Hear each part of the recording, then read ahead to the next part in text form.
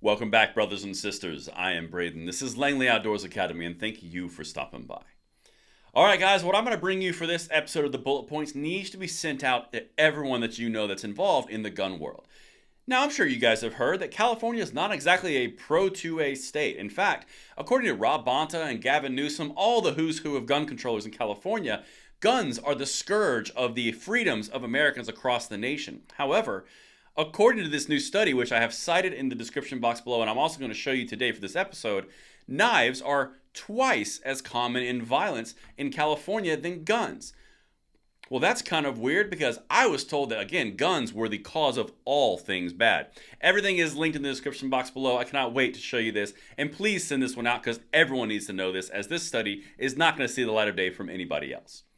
Now I'm going to say a quick word from our sponsor, Acre Gold, which allows me to bring this information to you, and then we're going to hit it. I can't wait to show you this data. Now today's sponsor is Acre Gold.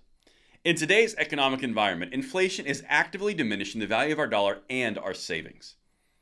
One way to fight against inflation is investing in gold, and Acre Gold has a program to make gold affordable in order to preserve your savings against future inflation. Check them out in the description box below, and thank you so much again to Acre Gold for making the videos this week possible. But my brothers and sisters, we have got to talk about something because, again, knives are twice as common, interesting, as gun violence in California. Let's dive in. Check this out.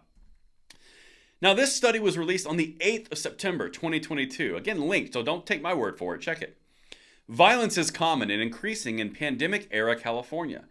In a new report, UC San Diego researchers label physical and sexual violence a state epidemic and call for health equity-based reform. Okay, we're going to get to the equity part in a second because, as we've discussed on this channel multiple times with multiple examples and multiple videos, gun control disproportionately affects those who do not have the means to defend themselves or live behind gated communities, and yet the gun controllers still curtail their rights. That's one of the reasons we cover these things. But let's continue. I've got to show you this because it's almost too insane to believe.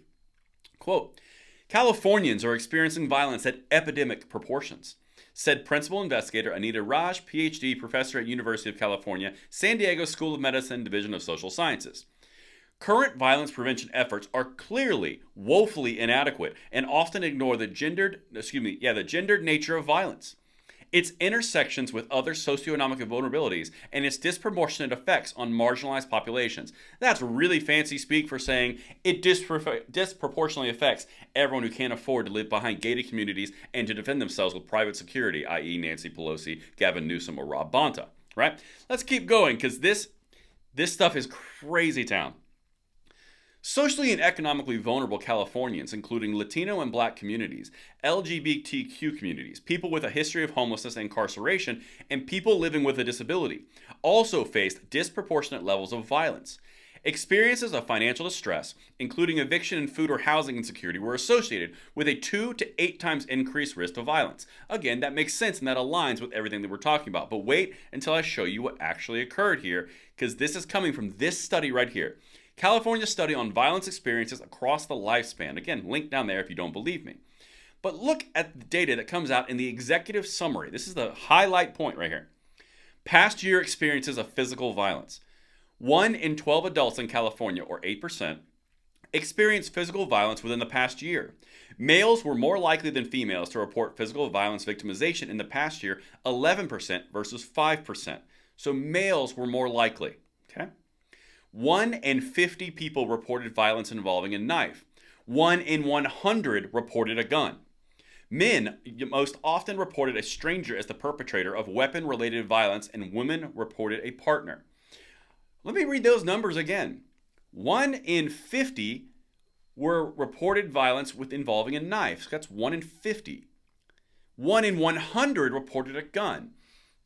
Interesting, because again, all the things that we're told and all the promises of the gun controllers is that this would not happen. It's almost like the knife needs to be banned and not the gun, because the gun has all sorts of checks already on it, but the knife is clearly available everywhere, and that's a problem. Got one more thing for you. Check this out. Neighborhood safety, discrimination, and experiences of violence. Female respondents living in self-described unsafe neighborhoods were 5 times more likely to report past physical violence than those in safe neighborhoods, 19% versus 4%. This was not seen for men. Unsafe neighborhood residents was not associated with sexual violence. So basically, If you live in an unsafe neighborhood or perceived unsafe neighborhood, you are more likely to experience violence. The exact same people who are reaching out and buying guns at an unprecedented rate are minorities and women as first-time gun buyers. Do you think this data has anything to do with it? The fact that they don't feel safe in their neighborhoods and they are disproportionately affected by crime by 5 times. Meanwhile, all the gun controllers don't want them to have guns and jump through extra loops, extra waiting periods, so they can't feel safe, so they can say they got their gun control bona fides. This is data staring everyone right in the face that the gun control of California is breaking its promise. It's not performing as prescribed, and the altar of sacrifice is the gun rights of the American people. And that's what I've got for you guys. Let me know what you think in the comments field below, and I will see you on the next episode. I'm Braden. See you later.